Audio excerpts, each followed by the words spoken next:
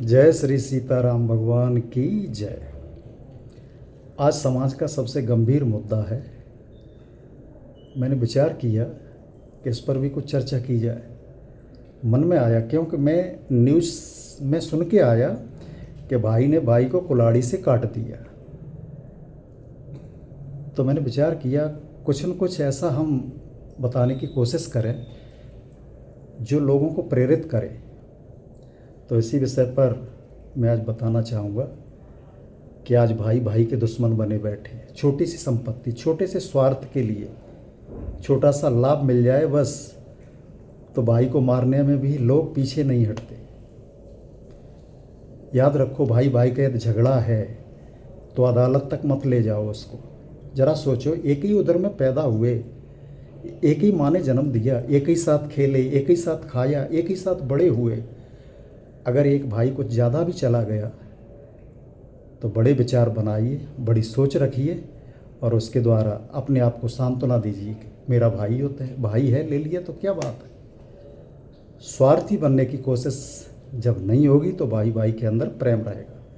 भगवान राम कृष्ण की धरा पर जब हम देखते हैं कितना घोर पाप हो रहा है तो मन में बड़ी गिलानी पैदा होती है।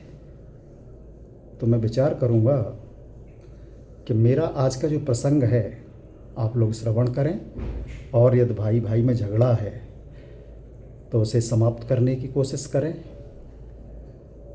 लाभ हानि, जीवन मरण, ये तो सब होता रहता है। इस पृथ्वी पर से कोई कुछ लेके गया है कि आज दिन तक? धरती यहीं की यहीं पड़ी है। आपके वस्त्र तक उतार लिए जाएंगे, धन तो क्या, हमारा वस्त्र भी हमारे साथ नहीं जाएगा। इसलिए जो भी चीज़ें हैं, लेकिन हमारी यश कीर्ति, हमारा व्यवहार, हमारा चाल चलन, हमारा चरित्र, ये सब चीज़ें, हमारा धर्म, हमारे सत्कर्म, ये हमारे साथ जाते हैं। इनके ऊपर हमें ध्यान देना चाहिए। तो बात कर रहा था मैं भाई भाई के बारे में।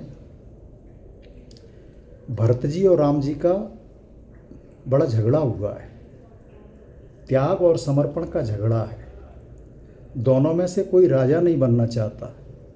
भरत जी कहते मैं राज नहीं भोगूंगा,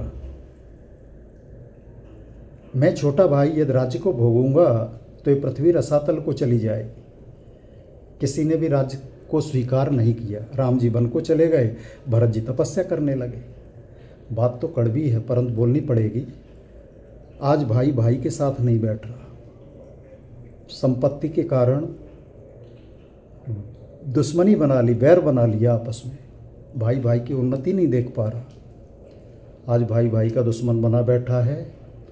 इस जमाने में कलेजा तक हिला देते हैं लोग और सगे भाई को हंसकर जहर पिला देते हैं लोग। इंसान इतना स्वार्थी बन गया कि धन संपत्ति के लिए भाई को मारने में चकते नहीं।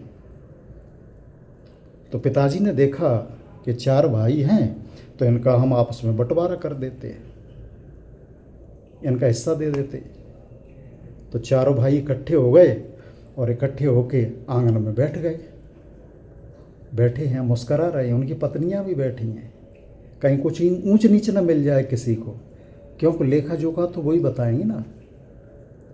आज चारों भाई बैठे हैं, होठों पर मुस्कान, दिलों में खाई लिए बैठे हैं। होठों से तो हंस रहे हैं पर दिल में कोई जगह नहीं है उनके। ओठों पर मुस्कान, दिलों में खाई लिए बैठे हैं। घर के सारे लोग आज हिसाब पाई पाई लिए बैठे हैं। वसीयत लिखने वाले हैं बाबूजी। आज बाबूजी सारा झगड़ा ही ख़त्म करने वाले हैं।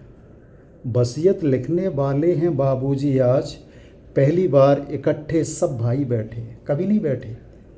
आज बंटवारा हो रहा है ना, सब इकट्ठे बैठ गए। क्या समय आया है। देखो, भाई भाई की संपत्ति नहीं, विपत्ति बांटना चाहिए। ये रामायण हमें सिखाती है, रामचरितमानस हमें ये सिखाती है। सब कुछ बांट लो पर प्रेम मत बांटो। सुबह झगड़ा हो गया, शाम को मिल के बैठो दोनों भाई। मैं तो एक बात कहूँ, जब तक माता पिता जिंदा है ना तब तक घर का भी हिस्सा मत मांगो, घर भी मत बांटो। आजकल तो माता पिता भी बांट लिए, वृद्धाश्रम में भेज देते हैं। बोलो मैं सेवा नहीं कर सकती, यहाँ मैं नहीं रख सकती बाबूजी को।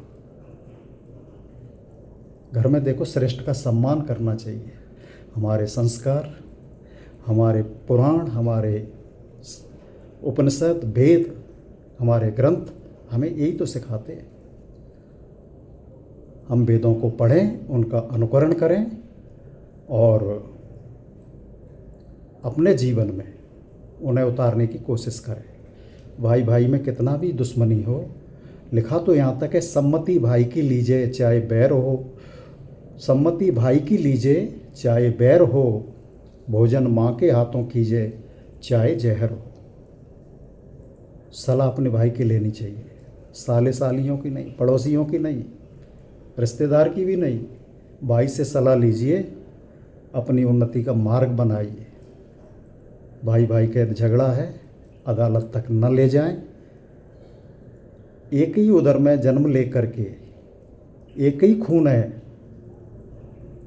एक ही ईश्वर ने दोनों का, सभी का निर्माण किया है।